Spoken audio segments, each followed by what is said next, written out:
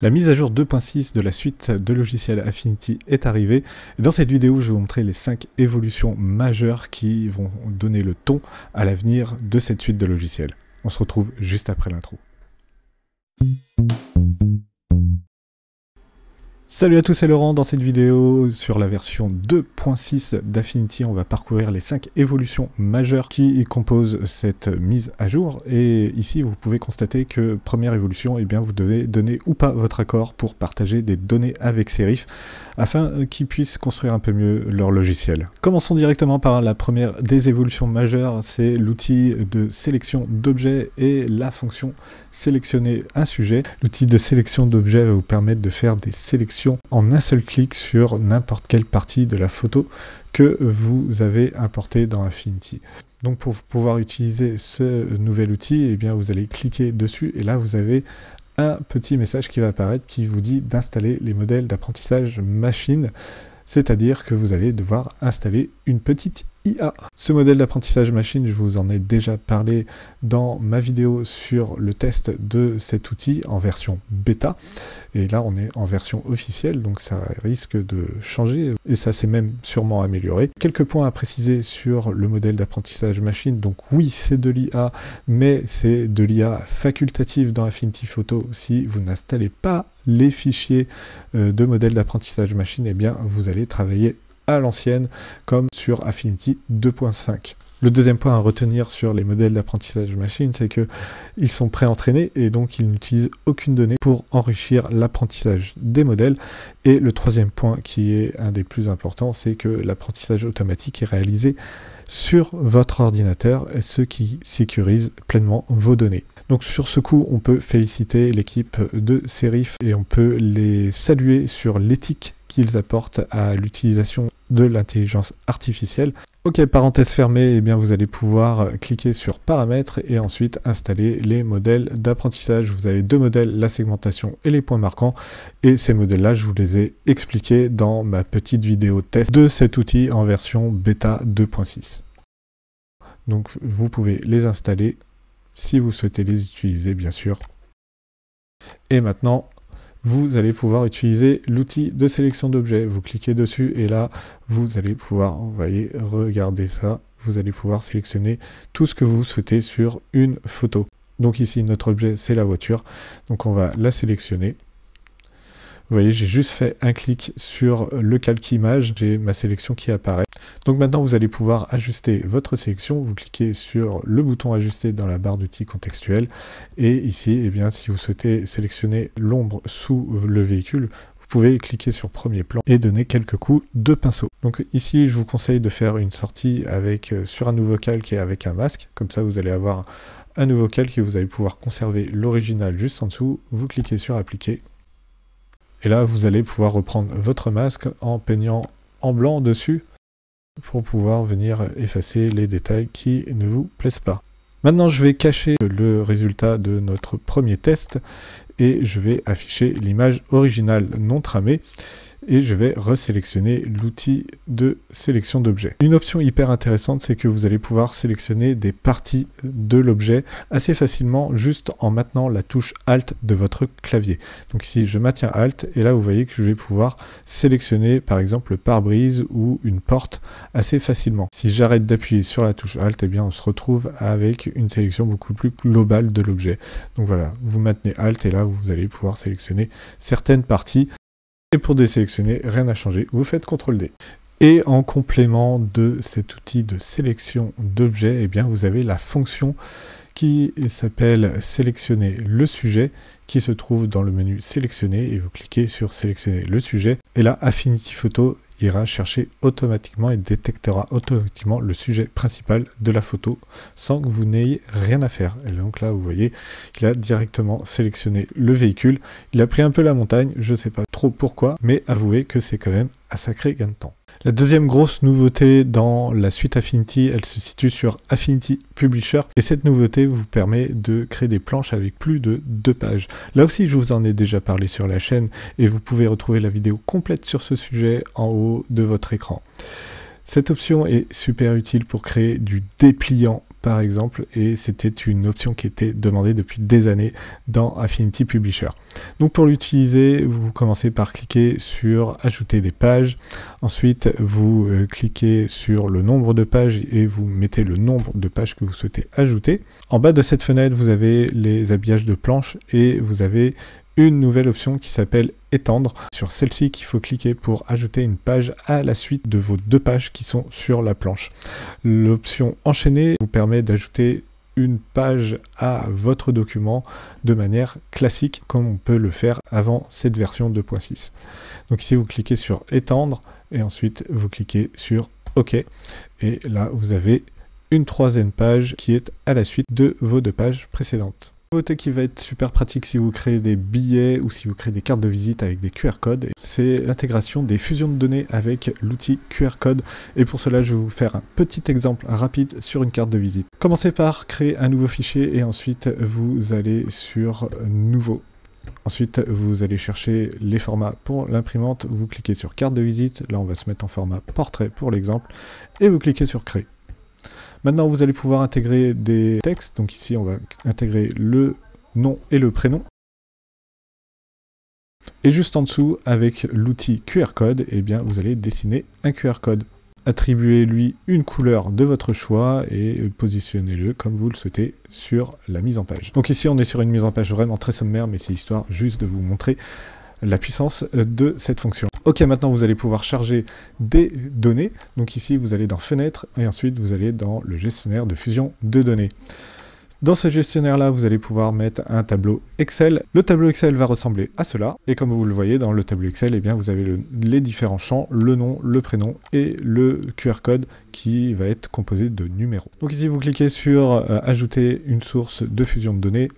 Et vous allez chercher votre fichier Excel ou CSV, ça marche aussi. Voilà, là vos données sont bien chargées et maintenant eh bien, vous allez devoir les appliquer à vos différents champs. Pour cela, il faut ouvrir la fenêtre champs et ensuite vous allez chercher référence et vous cliquez sur champs. Ici, vous voyez qu'on a les différents champs et quand vous allez dans le dernier onglet, vous avez fusion de données. Et là, vous voyez que votre fichier est bien chargé. Ok, maintenant dans la fenêtre fusion de données, vous allez cliquer sur aperçu avec enregistrement.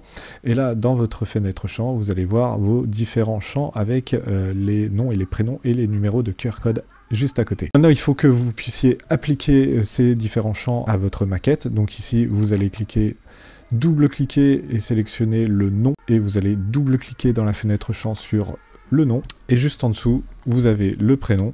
Donc vous double-cliquez sur le prénom. Et ensuite, vous allez dans la fenêtre champ et vous double-cliquez sur le champ prénom. Votre document est configuré pour la fusion de données avec les noms et les prénoms.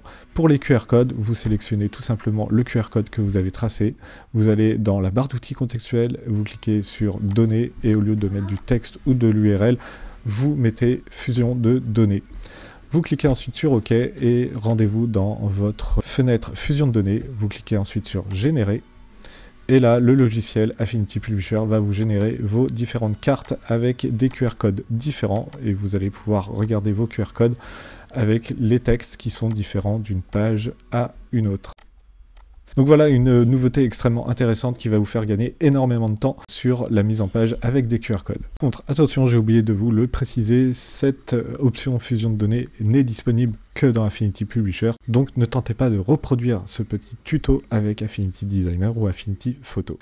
Maintenant, on va explorer une nouvelle fonctionnalité d'Affinity Publisher 2.6 qui est le contrôle de repagination. Cette nouvelle option va vous permettre de conserver l'ordre des pages que vous avez mis en place tout en ajoutant une page. Ici, par exemple, si je souhaite ajouter une page pour insérer une table des matières entre la page 1 et 2, eh bien, je vais faire un clic droit sur ma page 2, ensuite je vais faire ajouter des pages, et ici je vais ajouter une page donc avant ma page 2, et je vais cliquer sur OK.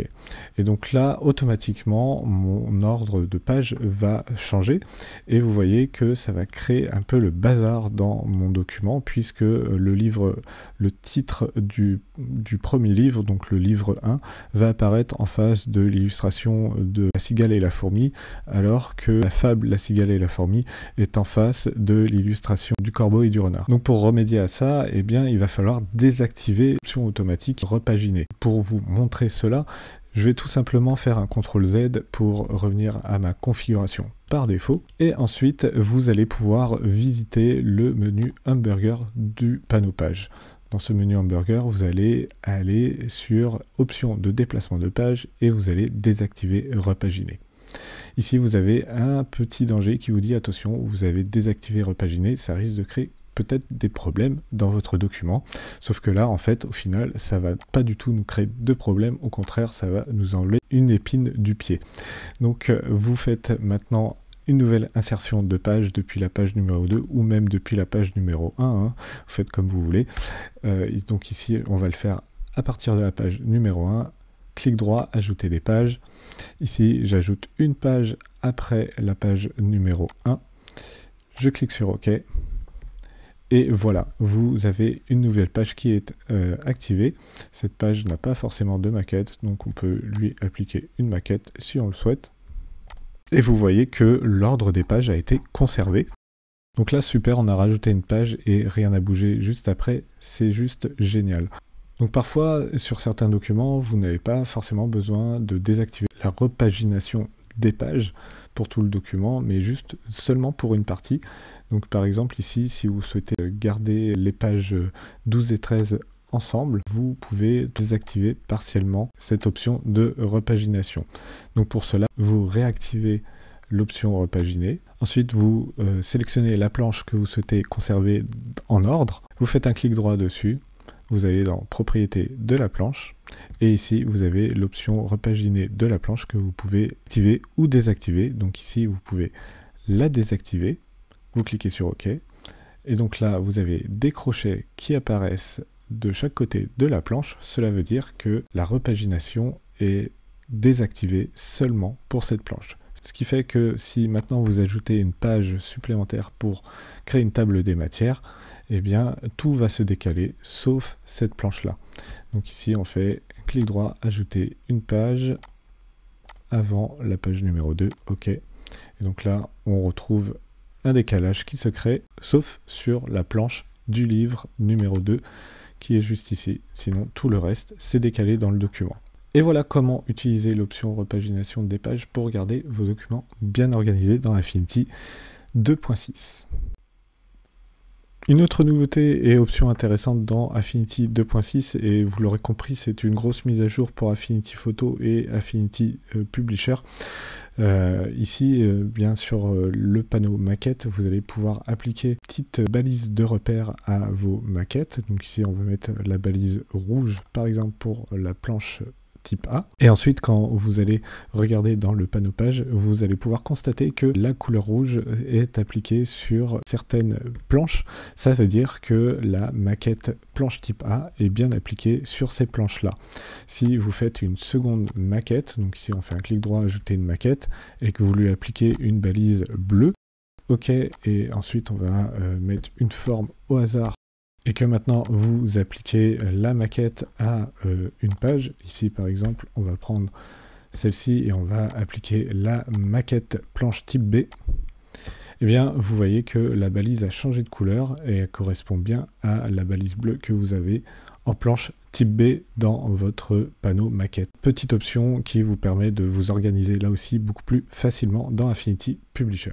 Sur Affinity Designer 2.6, il y a une petite révolution qui est arrivée sur l'outil nœud. Maintenant, quand vous double-cliquez sur un nœud, soit il va se transformer en angle obtus, donc ça va vous donner ça avec des angles obtus, soit vous allez pouvoir transformer les angles obtus en angles vifs, juste en double-cliquant sur les nœuds, et ça c'est extrêmement pratique, ça évite d'aller chercher les boutons dans la barre d'outils contextuelle. Autre innovation sur les outils de tracé vectoriel et de modification de dessin vectoriel, avec l'outil crayon vous pouvez maintenant avoir une fermeture automatique que vous pouvez activer ou désactiver depuis la barre d'outils contextuelle. Donc ici elle est désactivée, vous pouvez la mettre à proche et là quand vous allez faire un dessin, vous allez être au plus proche et quand vous serez au plus proche, vous voyez, vous avez un liseré rouge qui va apparaître, qui va vous dire et là je vais fermer le contour et ça y est, le contour est fermé et vous pouvez changer cette distance là. Donc ici vous pouvez vous mettre à une distance un petit peu plus grande et si vous faites un tracé, et bien là vous avez ce petit liseré rouge qui va dire attention, on va fermer la forme et voilà, votre forme est fermé. Autre nouveauté dans la suite de logiciels Affinity, et cette fois c'est une nouveauté qui concerne les 3 logiciels. Vous allez pouvoir, avec l'outil sélecteur de couleurs qui est disponible dans le panneau couleurs ou le panneau échantillon, appliquer directement la couleur sélectionnée sur une forme que vous avez sélectionnée en amont. Donc je m'explique et je vais vous faire la démonstration maintenant. Si vous sélectionnez la forme et que ensuite vous cliquez et glissez pour aller sélectionner une couleur sur la photo, eh bien vous allez directement appliquer la couleur à la forme, et ça c'est plutôt pratique et c'est un super gain de temps. Là où auparavant on sélectionnait la couleur et même si notre forme était sélectionnée, la couleur restait en stock dans la pipette et on était obligé de cliquer sur la vignette de la pipette pour appliquer la couleur à la forme que nous avions sélectionnée. Là maintenant ça se fait très rapidement comme ceci. Et ça, c'est un vrai gain de temps. C'est pas une prouesse technique non plus, mais disons que c'était quelque chose qui devait être attendu depuis quelques années. Et on est bien content de le voir apparaître. Maintenant, on attend toujours la vectorisation dynamique. Donc voilà, c'en est tout pour le tour d'horizon des principales nouveautés sur la suite Affinity 2.6. Est-ce une évolution majeure pour la suite? Eh bien oui, puisqu'on a enfin l'apparition d'un outil IA, un outil IA éthique puisqu'il est installé directement sur votre ordinateur, mais il n'est disponible que sur Affinity Photo. Et c'est déjà pas mal, ça concurrence déjà pas mal Photoshop maintenant, même s'il y a encore beaucoup d'évolutions à apporter à la suite, et notamment aux 2 autres logiciels, notamment sur Affinity Designer, on attend toujours la vectorisation dynamique. C'est vraiment pas normal qu'on arrive à développer des outils IA et que d'un autre côté, un logiciel open source comme Inkscape a la vectorisation dynamique et pas Affinity Designer. Donc vraiment déçu de ce côté-là, et j'aime beaucoup aussi l'évolution d'Affinity Publisher. Là, on sent que ça veut passer un palier supplémentaire sur Affinity Publisher, donc je suis plutôt content, mais ça reste toujours en dents de scie avec Serif, puisque on a toujours un outil majeur de dessin vectoriel qui n'est pas correctement mis à jour. Voilà, c'en est tout pour mon avis tranché sur l'évolution et sur la version 2.6. C'était Laurent, je vous souhaite un très bon apprentissage avec la suite Affinity et je vous dis à plus pour un prochain tuto. Ciao!